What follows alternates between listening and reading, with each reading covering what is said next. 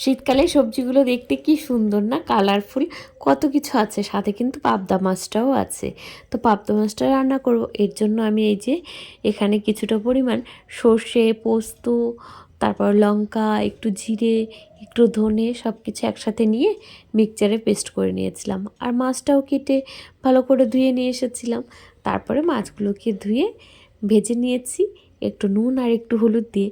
পাবদা মাছ ভাজার সময় কিন্তু ঢেকে ঢেকে ভাজতে হবে, নাহলে কিন্তু আর রক্ষে নেই।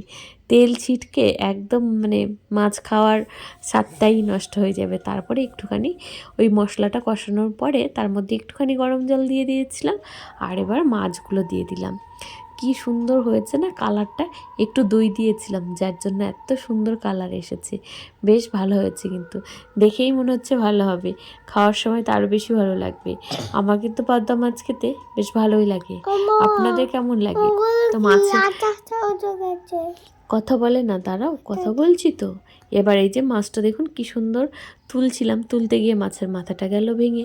কি আর করা যাবে, ভাঙাটাই খেতে হবে। আর খাওয়ার সময় তো ভেঙে ভেঙেই খাবো আমরা, একটু ভেঙে গেলে কী বা আসে যায়। তো এই যে মাছগুলো সবার জন্য বাটিতে বাটিতে তুলে নিচ্ছিলাম।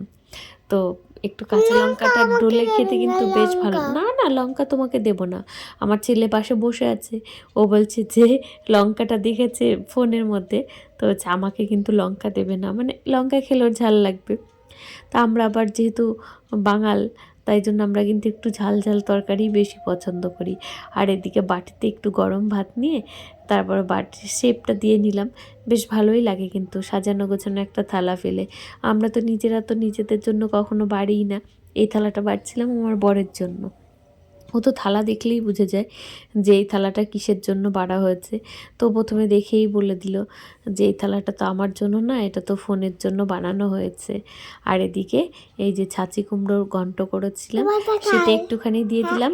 হ্যাঁ বাবা, সবাই মিলে খাবো। আর ছিল লাল শাক ভাজা, আর মুসুরির ডাল করেছিলাম পেঁপে দিয়ে। হ্যাঁ বাবা, পাপার জন্য।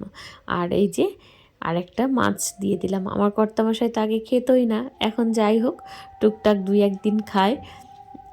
আর আজকে খেয়ে কিন্তু বেশ বলেছিল যে আজকে মাছের তরকারিটা খেতে বেশ ভালো হয়েছে, মাছের কোনো গন্ধ ছিল না। ও আবার গন্ধওয়ালা মাছ কোনো কিছু খেতে পারে না, ওর ভালো লাগে না। তো থালাটা সাজানো হয়ে গেছে, তাহলে একটা ছবি তো তুলতেই হয়। আর দুজনা এত চেঁচামেচি করছে, আমি বলেই দিলাম যে চিৎকার করবি না, ওরা কি আর শোনে।